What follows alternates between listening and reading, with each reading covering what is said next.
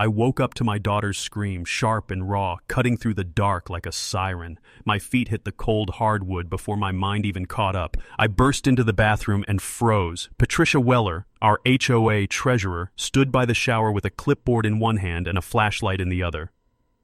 "What the hell are you doing in my house?" My voice cracked through the tile echo. She didn't flinch.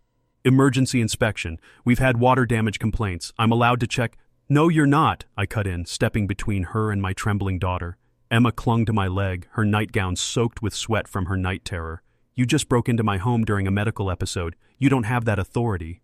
Patricia's smirk wavered for a split second.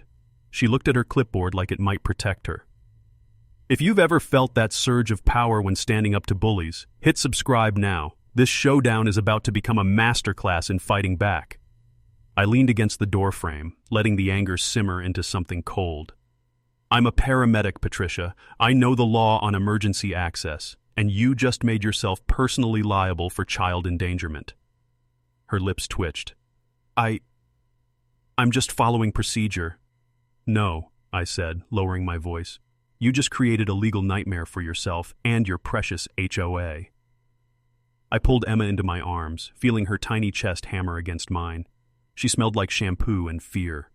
My little girl had night terrors ever since her mom, my late wife, passed 2 years ago. They were the reason I moved to Magnolia Ridge, this safe, gated community with its shiny promises and quiet streets. I thought the walls and guards meant she'd sleep easier. I thought I'd finally given her a place to heal. And now this woman, this self-appointed queen of clipboards, had shattered that fragile sense of security in one arrogant move. I guided Emma to her bed, leaving Patricia standing there in awkward silence. The nightlight glowed soft yellow against the magnolia decal on the wall, a little piece of her mom's favorite tree. I crouched beside her, rubbing her back until the shivers slowed. "Daddy's here," I whispered. "No one's going to hurt you. Not ever." When I stepped back into the hallway, Patricia was gone. My front door hung slightly ajar, the night air curling in. My hands shook as I locked it. For a moment, the whole house felt foreign, like my castle had been breached, my sanctuary cracked open by a stranger with keys she never should have had. I sat in the kitchen, the glow of the under-cabinet lights catching on the stainless sink, and tried to process what just happened. Patricia had walked into my home, into my daughter's private space, under the flimsiest excuse imaginable, and she'd done it with the confidence of someone who thought rules didn't apply to her. I thought of Emma's nightlight and the tiny magnolia tree I planted in the front yard when we moved in, a living promise that this place would be her safe haven. Tonight, that promise felt broken. I opened my laptop, not to rage post or call anyone yet, but to start a quiet list. Dates, times, violations. I wasn't just a dad. I was a trained paramedic who knew what liability looked like. If Patricia wanted to play queen of the HOA, I'd make her face the costs she didn't see coming. The thought calmed me. My pulse slowed. I stared at the magnolia through the window, its leaves shifting in the breeze. This neighborhood thought it was untouchable. They didn't know yet that I was going to fight this. Where are you watching from? Because I want you to remember this moment. The night the HOA crossed the line. They think they're in control, but they've just picked a fight with the wrong father. And before this story is over, the entire neighborhood will know what happens when they break into the home of someone who knows exactly how to make them pay. The morning after Patricia's midnight intrusion, the neighborhood felt different. Magnolia Ridge had always been unnervingly quiet, its manicured lawns and symmetrical mailboxes projecting an image of perfection. But as I walked Emma to the bus stop, every window felt like an eye. I caught movement behind curtains, the subtle twitch of blinds, the kind of silent gossip that only happens when fear creeps into a community. At the mailbox cluster, 3 neighbors lingered like they had nothing better to do, holding their envelopes and avoiding eye contact. I cleared my throat. "Anyone else get an inspection last night?" I asked. Mrs. Kim, 2 houses down, hesitated. She was usually quick to wave, but this time her eyes darted toward the ground. She came in last week, said it was for water safety. I didn't want trouble, so I let her check the bathrooms. "Was she alone?" I asked. She nodded. "Took pictures too, didn't explain why." A man I didn't know well, Mr. Darnell, I think, grunted. "I've had 3 of those. If you refuse, she writes you up. My wife's terrified we'll get fined again." My jaw clenched.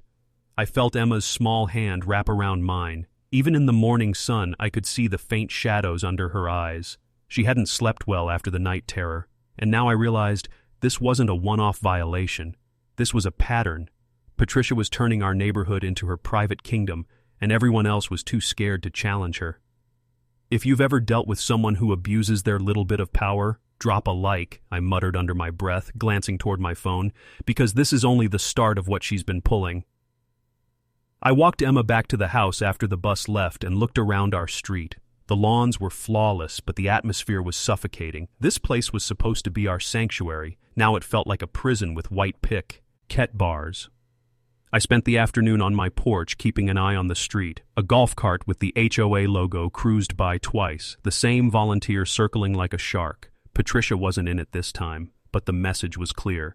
They wanted to remind me who controlled this little world. I started writing down every detail. As a paramedic, documenting scenes is second nature. Time, date, observed behavior, it all went into a notebook.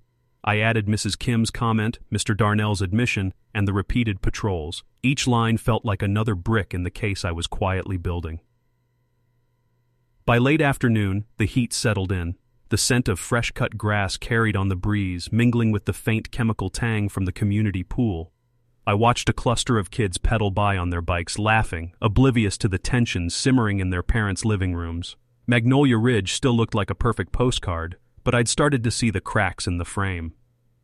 Around 5, a white envelope appeared in my mailbox. I didn't need to open it to know who it was from. Patricia's neat handwriting screamed authority she didn't actually have. I opened it on the porch anyway. Violation notice. Failure to comply with scheduled safety inspection. $250 fine. Repeat, non-compliance will result in further penalties. My hand tightened on the paper until the edge bit my palm. Emma's bathroom, her sanctuary during her most vulnerable moments, had been invaded by this woman, and now she wanted money for the privilege. I took a picture of the notice with my phone, then I pinned it to my corkboard in the kitchen, right next to the notes from last night. The list was growing. As the sun dipped behind the rows of perfect roofs, I made myself a silent promise. This wasn't just about me anymore. Patricia had bullied and intimidated this whole community into silence. People like Mrs. Kim and Mr. Darnell, Elle deserved better, and Emma deserved to feel safe in her own home. They wanted compliance. I was going to give them consequences instead. If you've ever wanted to see a bully face the fallout of their own arrogance, stay tuned, because this HOA has no idea what kind of storm they've just invited into their lives. By the time the next HOA meeting rolled around, I was ready. Not for a fight, not yet, but to see the enemy up close, to feel the pulse of the board that had turned my neighborhood into a stage for their power trips. The community clubhouse sat at the edge of Magnolia Ridge, its glass doors reflecting the last slant of evening sun. I parked my truck and walked in, heart steady, notebook in my back pocket. Inside, the room smelled like old carpet and burnt coffee. Folding chairs lined up in 2 perfect rows, a cheap podium at the front. Patricia Weller was already there, her hair sprayed into stiff submission, a stack of violation forms in front of her. She caught my eye, and for the first time, I thought I saw a flicker of discomfort, quickly masked by that tight, polite smile. "Mr. Cross," she said, as if the sound of my name tasted bitter.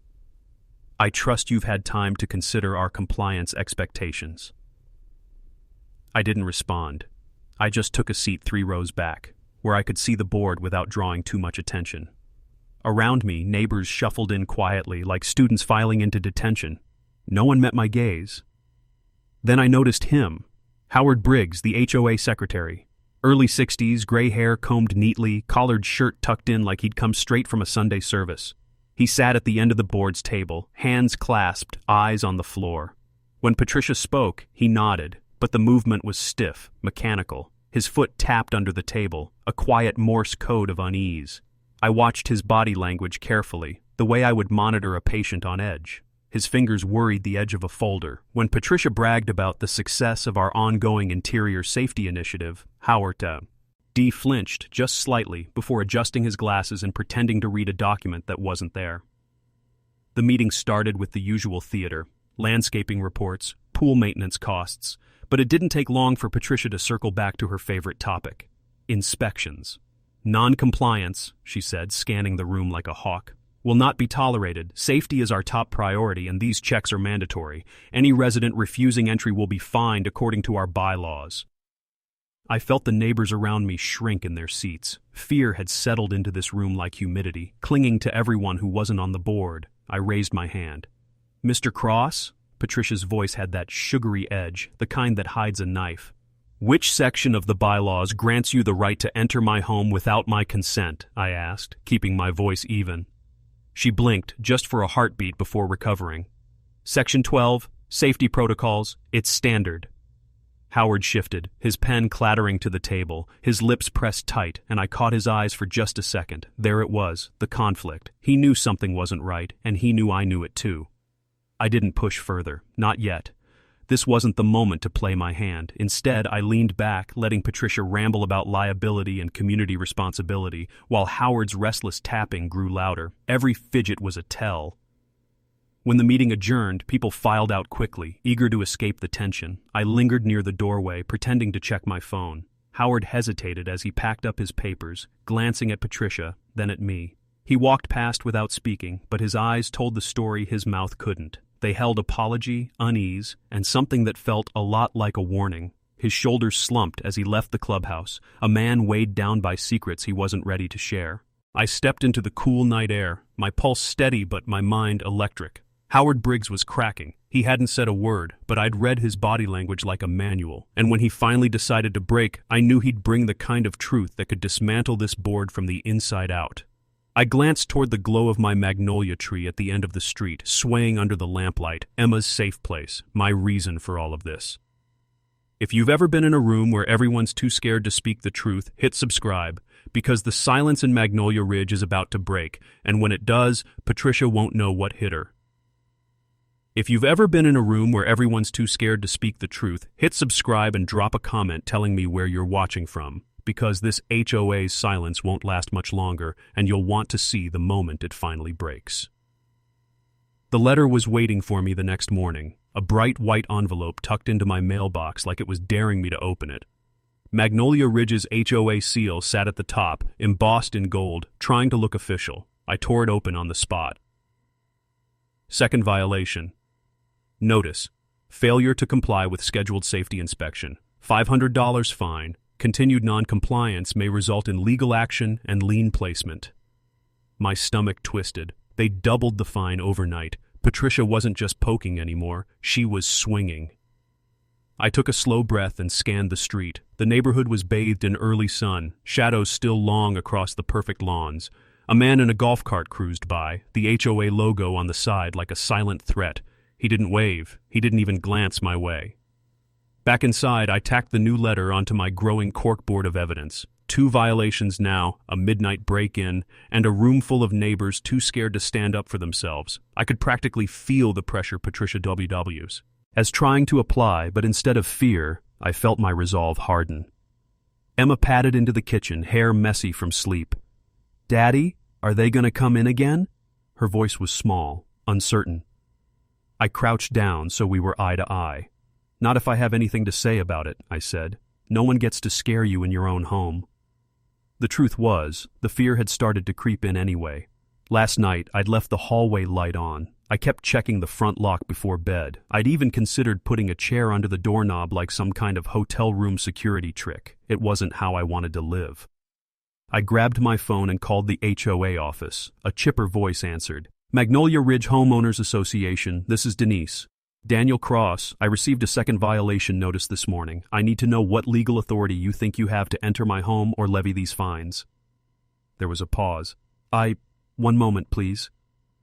I could almost hear the shuffle of papers before Patricia's voice slid onto the line. "Mr. Cross, we've been over this. You're in violation. Our inspections are for the safety of all residents. Non-compliance is grounds for fines and eventual lien."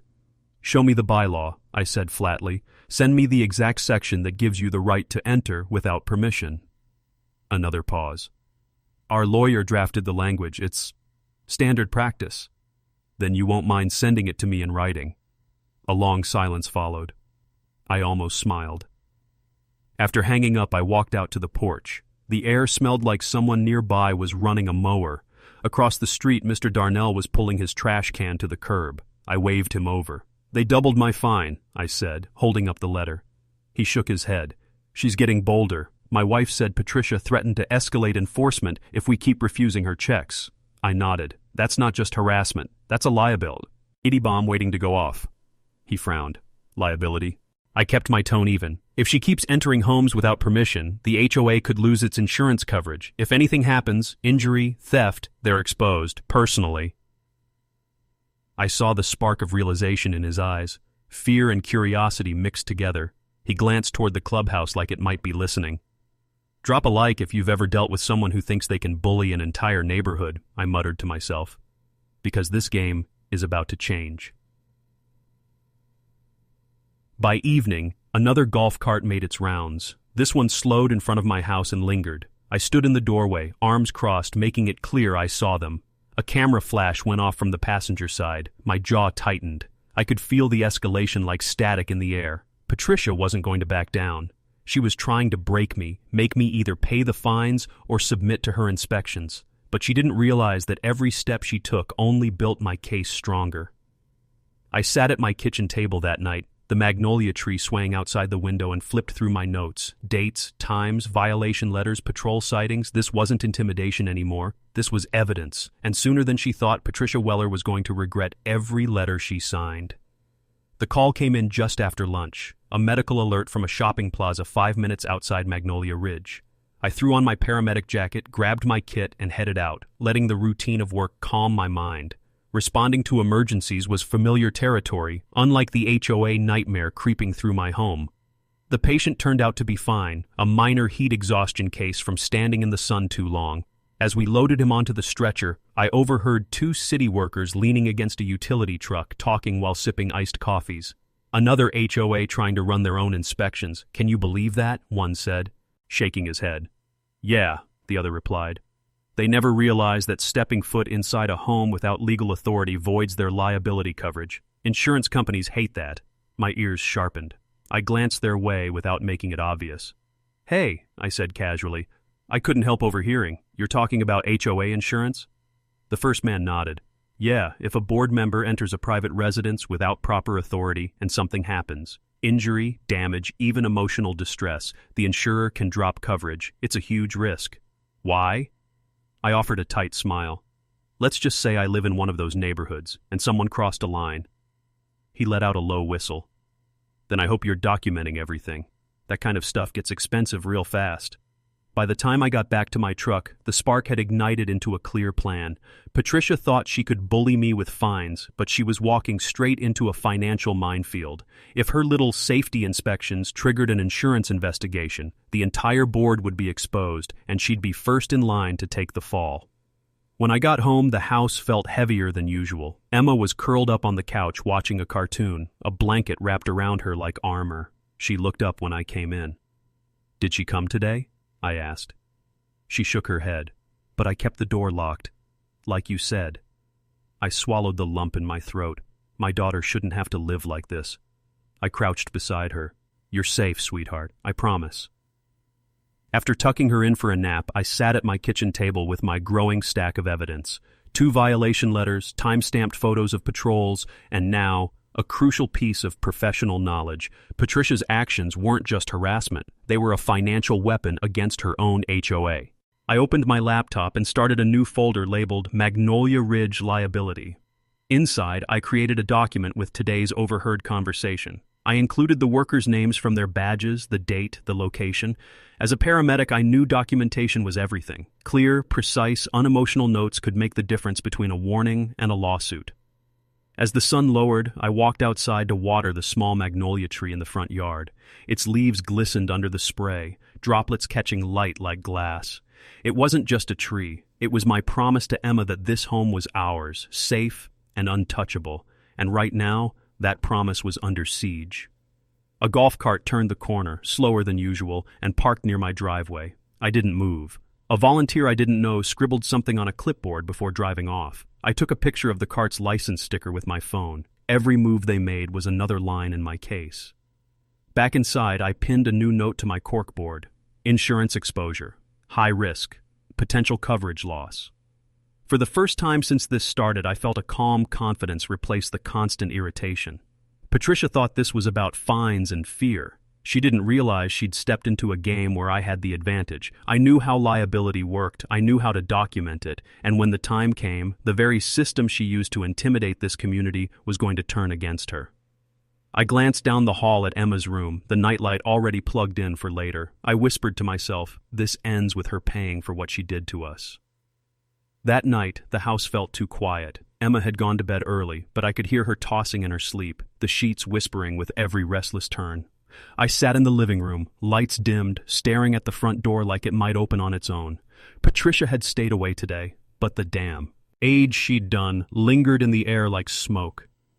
I walked down the hall and cracked Emma's door. Her nightlight cast a soft halo over the magnolia decal on her wall, its petals glowing in the yellow light. She whimpered in her sleep, her legs twitching under the blanket. Then it came, the first sharp cry, high and panicked. I rushed to her side. "Hey, sweetheart, I'm here. You're safe." She bolted upright, eyes wide and unfocused, clutching my arm with surprising strength. "She's here. She's in the bathroom again." Her voice trembled, half choked. I pulled her into my arms, heart hammering. "No one's here, Emma. I promise. Daddy's got you." She sobbed against my shoulder, and I felt my protective instincts lock into place like a loaded safety. This wasn't just about HOA letters or petty fines anymore. This was my daughter's mental health, her ability to sleep without fear. Patricia had turned our home, a place meant for healing, into a cage. I carried Emma to the living room and sat with her on the couch until the nightmare faded. Her breathing slowed, little hiccups breaking the silence. When she finally fell back asleep, I stared at the ceiling, my jaw clenched so hard it ached. That was the moment I committed. No more waiting for the next violation letter, no more quietly collecting evidence. I was going to take Patricia down, legally, methodically, and with consequences she couldn't talk her way out of. The next morning I made calls while Emma ate her cereal. First, my attorney, Lisa Hartman. She listened carefully as I laid out everything: midnight intrusion, repeated inspections, the overheard city workers' warning about insurance liability. "Daniel," she said finally, "if this is all documented the way you're telling me, this is more than harassment. This is reckless conduct by a board member. Insurance companies will panic over this." "Good," I said, voice flat. I meant them to panic. She asked me to send copies of everything: letters, timestamps, photos. I scanned and emailed the full set before I'd even finished my coffee. Next, I checked on Emma. She was at the window watching the street. "I don't like that car," she whispered, pointing to a parked sedan idling a few houses down. My chest tightened. Whether it was paranoia or reality, the feeling of being watched was enough to make me pull out my phone and snap a picture. I was done giving Patricia the benefit of the doubt. By noon, Lisa called back. "I've reviewed the HOA's bylaws," she said. "They have zero authority for unscheduled interior inspections, and if she entered without consent, she's personally liable. If the insurer gets wind of this, coverage is gone." I stood at the kitchen window, staring at the magnolia tree swaying in the afternoon breeze. Its leaves shimmered, and I thought of my late wife planting one in our old yard before Emma was born. That tree had been a symbol of safety, of home. I'd planted this one to carry that promise forward. Patricia had trampled it with her arrogance. "This is it," I said quietly. "I'm done letting her make Emma afraid to sleep in her own bed." That evening, I added new entries to my corkboard. Dates of night terrors, photos of the suspicious car, the conversation with Lisa. Each note felt like a nail in the coffin of Patricia's false authority. If you've ever had someone cross the line from annoying to dangerous, you know that shift in your chest, the moment you stop reacting and start planning.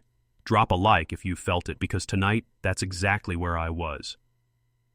Patricia Weller thought she controlled Magnolia Ridge. She had no idea she'd just pushed me into a fight I couldn't walk away from, and that I now had the knowledge and evidence to end her reign with consequences she'd never see coming. If you've ever had someone push your family to the edge like this, hit subscribe and tell me where you're watching from, because the moment I stop reacting and start fighting back is wet. And this HOA's nightmare really begins. Howard Briggs knocked on my door just after sunset, his silhouette backlit by the fading orange glow across Magnolia Ridge. I'd been expecting this moment without knowing when it would come. Emma was in the living room coloring quietly, her nightlight already plugged in early. I opened the door and saw him shifting on his feet, clutching a worn leather folder. "Evening," he said, voice low. He glanced over his shoulder like he expected Patricia to pop out of the bushes. "Evening," I replied. "You want to come in?" He hesitated, then nodded. I led him to the kitchen, where the corkboard of evidence hung on the wall in full view, violation letters, time-stamped patrol photos, and my careful notes. His eyes lingered there for a long moment. "You've been busy," he muttered. His hand shook slightly as he set the folder on the table. "I can't keep watching this happen. Patricia's gone too far." I leaned forward, letting the quiet stretch. Howard's shoulders were tense, his mouth tight. This was a man at war with himself, trapped between loyalty and conscience. "I joined the HOA to help with landscaping," he said finally. "Planting seasonal flowers, keeping the park nice. I never signed up for this." He gestured toward the corkboard. "Breaking into homes, scaring kids. It's wrong. I told her it was wrong." "What'd she say?" I asked. "She said they'll thank me later." He shook his head. "She doesn't understand she's exposing all of us. The insurance rep already warned her once about overstepping. She ignored it, started keeping things off the official minutes so there's no paper trail." He opened the folder. Inside were printed emails, some with bold subject lines like "unscheduled inspections" and "do not inform insurance." My chest tightened as I scanned them. In one message, Patricia wrote, "We can't involve the insurer in these visitation. Gee, they'll overreact. Keep all notes internal." This was it. The smoking gun. Evidence that she knowingly bypassed procedure and intentionally avoided notifying the insurer. Howard rubbed his temples. "I shouldn't be giving you this. But if she hurts that little girl again, I'll never forgive myself. And if the board keeps following her, we're all going to get sued into the ground." "You're doing the right thing," I said quietly, "and I promise, I'm going to use this the right way. No one's going to come after you if you step back now." He nodded, relief and fear tangled in his expression. "I just can't sleep at night knowing she's still got that master key. She carries it everywhere, brags that she's the only one who takes safety seriously." I glanced toward Emma's room where the soft glow of her magnolia nightlight bled into the hallway. My daughter was why I was doing all this. She deserved to grow up believing her home was safe, not under the rule of a self-appointed tyrant. I copied the emails and carefully returned the originals to Howard. "Go home," I said. "Act normal. If anyone asks, you never came here tonight." As he left, he paused on the porch, hands stuffed into his jacket pockets. "She won't stop until someone makes her. You're that someone, aren't you?" I didn't answer. I just met his eyes and nodded once. He gave a tight, nervous smile before disappearing down the path into the twilight. Back inside, I spread the emails across the kitchen table under the warm light. This was the missing piece. Proof that Patricia had deliberately exposed the HOA to massive financial risk. With this, Lisa could trigger the insurance investigation, and Patricia's empire of fines and fear would crumble overnight. I pinned a copy of the most damning email to my corkboard, right above the violation letters. It felt like loading the final round into a chamber. Quiet, deliberate, unstoppable. If you've ever had that moment where the bully finally hands you the rope they'll hang themselves with, hit subscribe, because the next move I make will be the one Patricia never sees coming.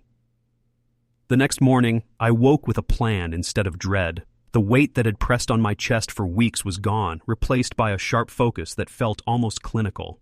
Howard's folder had changed everything. Patricia thought she could terrorize families and skate by on intimidation, but now I had the kind of proof that could dismantle her power entirely.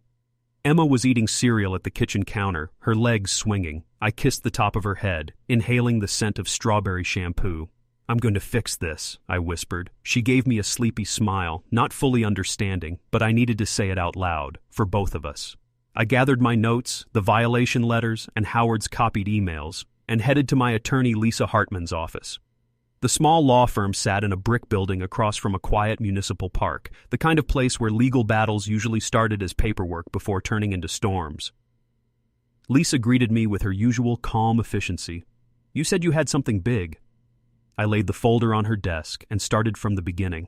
I showed her the violation letters, my documented patrol photos, and finally, the emails where Patricia explicitly instructed the board to avoid involving the insurance company.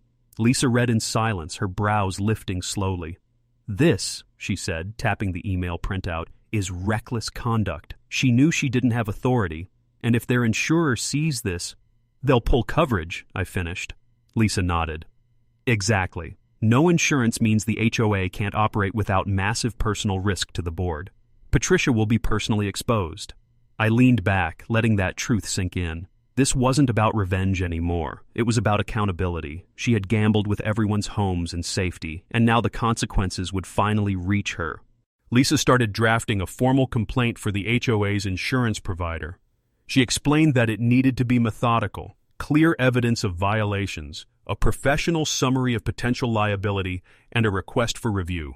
As a paramedic, I was used to documenting emergencies with precision. That skill now became my weapon. By the time we were done, we had a polished packet ready for submission. Lisa smiled faintly. Once the insurer opens an investigation, the board will panic. They'll either throw Patricia under the bus or sink with her. Either way, your leverage skyrockets. Walking out of her office, I felt the shift in my gut, the one where a target stops feeling like a victim and becomes the hunter. The fall air was crisp as I crossed the park, the sound of dry leaves crunching under my boots. Back at home, I set up a discrete folder on my laptop labeled HOA Liability. I scanned and uploaded every piece of evidence, saving duplicates to a secure cloud folder. I even recorded a short video statement walking through the timeline of events, knowing insurers loved clarity and documentation. By late afternoon, I watched from my porch as another HOA golf cart rolled past. This one slowed at my mailbox, hesitated, then drove off. I didn't bother waving. I just smiled to myself, thinking about the storm I was about to unleash, one they couldn't find or intimidate their way out of. Emma came outside, holding a magnolia leaf she'd picked from our tree. "Daddy, I saved this one," she said, handing it to me.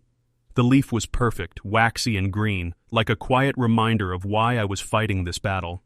I tucked it into my notebook. That night, I double-checked the complaint packet and emailed the scanned evidence to Lisa with a short note. Ready to proceed. If you've ever reached that turning point where fear turns into action, drop a like. Because tonight, the HOA doesn't. They know it yet, but their financial noose is already tightening. The day after I sent the packet to Lisa, Magnolia Ridge felt like a chessboard, and I was finally playing offense. The HOA's threats no longer rattled me. Every violation letter and patrol now felt like another piece of evidence feeding the trap I'd built.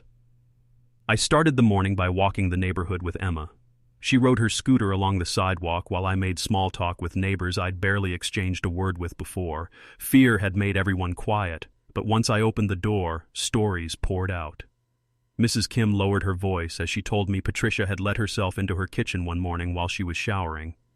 "I came down in a towel," she whispered, trembling at the memory. She said she was checking for mold. I nodded and gently asked if she'd be willing to write a brief statement if the insurance company needed confirmation. Her hesitant nod was all I needed. 2 streets over, Mr. Darnell met me by his garage. He had the look of a man who'd been waiting for permission to speak. "She told me she could have us fined into foreclosure if we didn't cooperate," he said, eyes flashing with anger. "I thought it was just talk, but now I feel like we're living in a police state." I wrote everything down in my notebook, careful and precise. Dates, approximate times, exact words. I didn't need the neighbors to fight Patricia yet, just to acknowledge in writing that she'd crossed the line. Each statement was another nail in the board's insurance coffin. By noon, Emma and I returned home. She curled up on the couch to watch her cartoons while I pinned new notes to the corkboard. My kitchen wall now looked like a miniature operations center. Violation letters, neighbor statements, golf cart patrol photos, and Howard's emails. The financial pressure strategy was no longer a theory. It was a countdown. I took a moment to breathe and listen to the soft hum of the fridge, the faint giggle of the TV in the background, and the muffled buzz of a lawnmower somewhere down the street. It was a deceptively peaceful soundtrack for a neighborhood under siege. In the afternoon, I reached out to Lisa. "The neighbors are talking," I told her. "I can get at least 3 written statements confirming unauthorized entry and threats of excessive fines." "Perfect," she said. "The insurer will want corroboration. The more consistent the pattern, the faster they act." That was the beauty of financial pressure. It didn't need a courtroom to start hurting. Once the insurance company realized Patricia had created a liability nightmare, her empire would crumble from the top down. As the sun dipped low, I stood in the yard, watering the magnolia tree Emma loved so much. She came out barefoot, carrying her stuffed bunny, and watched the droplets catch the golden light. "Is the mean lady going to stop?" she asked softly. "Yes," I said, with a confidence that surprised even me. "She just doesn't know it yet." The quiet resolve in my voice felt different than the shaky anger I'd felt in the beginning. This wasn't just reaction anymore, this was execution. Patricia's threats were pieces on my board, and I was moving them into checkmate. That evening, I uploaded every new document to my secure folder and double-checked my cloud backup. Evidence was my armor, and I wasn't leaving a single gap for her to exploit. If you've ever felt that calm before you make your move against someone who thought they could walk all over you, hit subscribe, because the setup is done, and the HOA has no idea the floor is about to drop out from under them. If you've ever been the neighbor quietly collecting receipts while someone in power dug their own hole, hit subscribe and tell me where you're watching from, because the trap is set and the fallout is coming fast. The complaint packet went out on a Monday morning, and by Wednesday, the first ripple hit Magnolia Ridge. Lisa called me as I was cleaning up breakfast dishes. The insurer acknowledged receipt, she said. They've opened an investigation, expect contact soon. And Daniel, don't say a word to Patricia yet. Let them come to her first. I hung up with a slow exhale, the weight of weeks of quiet fury turning into a steady hum of anticipation. Patricia had no idea a hammer was already in motion above her head. That afternoon, I noticed the first signs of the shift. A black SUV with a subtle insurance company logo parked near the clubhouse. Two men in polos walked around the property, snapping photos of common areas and the front of board members' homes. From my porch, I sipped my coffee and watched the investigation unfold like a storm rolling in. Emma came to the door, her hair in a messy ponytail. "Who are those people?" "They're here to make sure the bad stuff stops," I said simply. Her little shoulders relaxed, and she went back to coloring at the kitchen table. That simple question reminded me exactly why I was doing all this. This wasn't about petty fines anymore. This was about making sure my daughter never had to feel unsafe in her own house again. By evening, my phone buzzed. It was Howard. "They were in the office all afternoon," he whispered.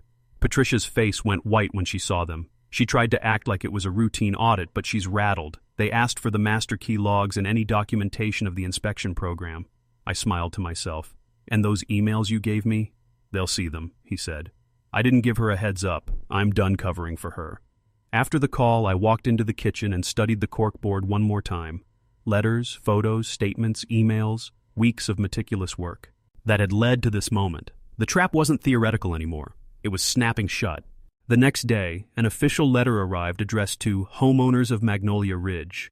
It announced a pending insurance review and temporarily suspended all interior inspections until further notice. I pinned it to the corkboard, right under Patricia's last violation notice, like a trophy. By late afternoon, the neighborhood was buzzing. Mrs. Kim texted me a single line. "They stopped by our house, too." Patricia looked furious. The sun was setting as I stepped outside to water the magnolia tree. Its leaves rustled softly in the cool evening breeze, and for the first time in weeks, the air felt lighter. Emma joined me, holding her stuffed bunny, and leaned against my leg. "Daddy, does this mean she can't come in anymore?" I crouched down, meeting her hopeful eyes. "That's exactly what it means, and pretty soon, she's going to have much bigger problems than us." As night fell, a golf cart rolled slowly past my house, but for the first time, it didn't pause. No clipboard, no camera flash, just a silent retreat. The power dynamic in Magnolia Ridge had shifted. Patricia's game of intimidation was over, and she didn't even know the worst was yet to come. Back inside, I opened my laptop and drafted a brief note to Lisa, confirming that neighbors were noticing the suspension and that the HOA was already showing signs of fracture. Each new development was a step closer to the financial collapse I'd set in motion. If you've ever waited for that perfect moment when all the evidence, patience, and quiet work pays off, hit subscribe and tell me where you're watching from, because the first crack in Patricia's empire has just formed, and the real collapse is about to begin. The emergency HOA meeting was announced with a last-minute email blast, the subject line screaming, "Mandatory attendance, urgent community update." It was the first time I'd seen Patricia Weller sound nervous in BBWR. Iting. By the time Emma and I walked into the clubhouse that evening, Magnolia Ridge felt like it was holding its breath. The room was packed, more residents than I'd ever seen at a meeting. Folding chairs scraped the floor as neighbors whispered and craned their necks. At the front, Patricia stood stiffly behind the podium, her usual ironclad confidence cracked around the edges. Howard Briggs sat to her right, hands folded tight, his expression unreadable, but calm. "Thank you all for coming on such short notice," Patricia began, voice a touch too high. We've had a situation arise with our insurance provider. They've temporarily suspended coverage pending an investigation into our recent safety inspections. A ripple of murmurs surged through the crowd. Mrs. Kim covered her mouth with her hand. Mr. Darnell leaned forward in his chair like he'd been waiting for this moment. I raised my hand. Patricia's eyes flicked toward me, and for the first time she didn't have a smug smile ready. "Can you clarify for the community why our insurance would take that step?" I asked, my voice calm but carrying across the room. "Because it sounds like the investigation is about unauthorized entries into private homes." Her throat bobbed. "We were conducting necessary inspections to ensure the safety of all residents." "And did the board have the legal authority to enter those homes without consent?" I pressed. My tone stayed even, but the words hit like hammer blows. "Or to threaten fines and liens for refusing access?" Gasps scattered through the room. A few heads turned toward Patricia with open suspicion now. Howard shifted, his fingers drumming against his knee.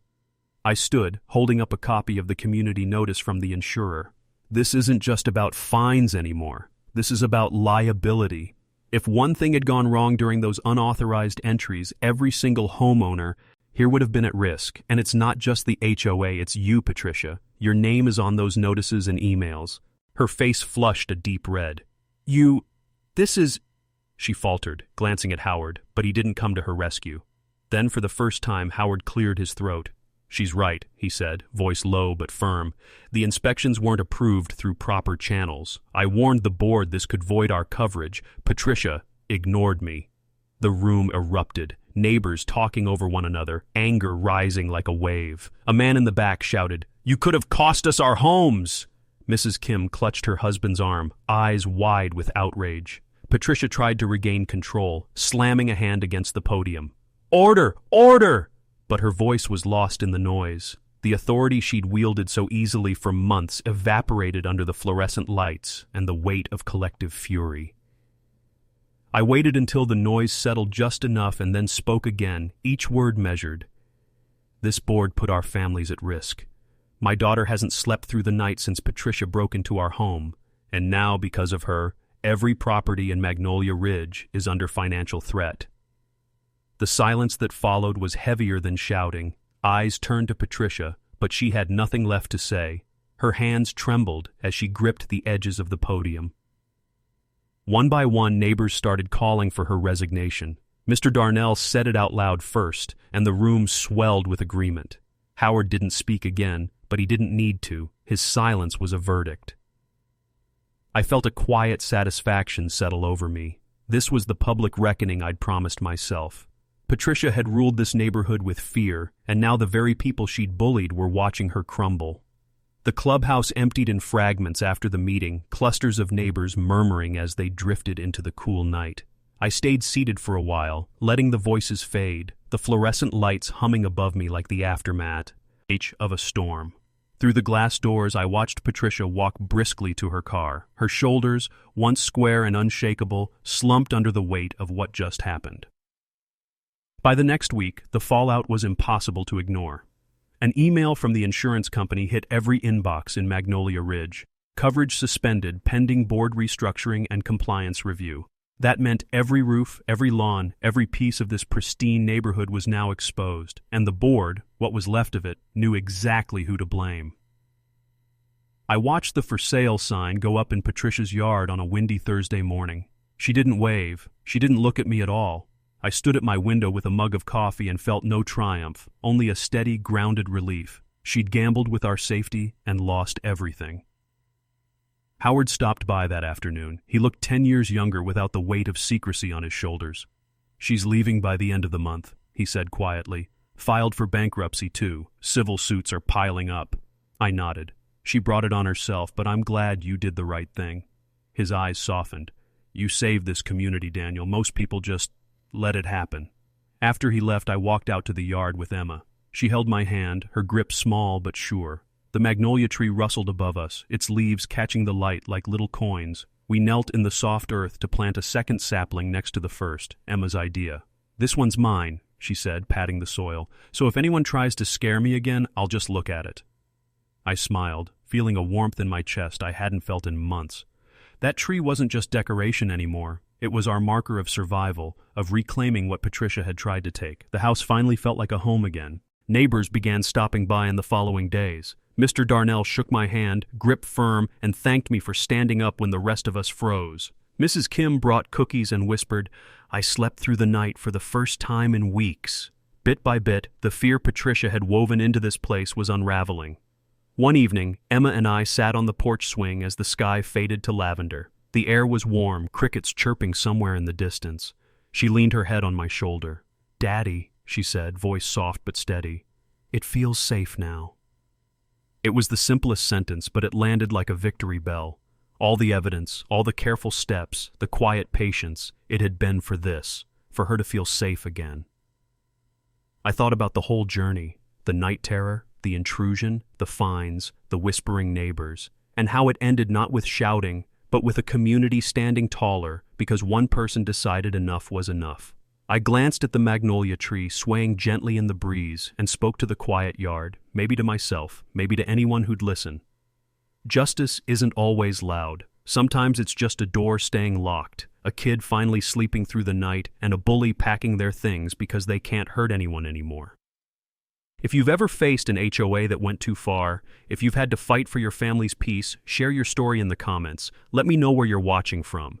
And if you believe every homeowner deserves to feel safe in their own home, hit subscribe, because no one should ever let fear win on their own street.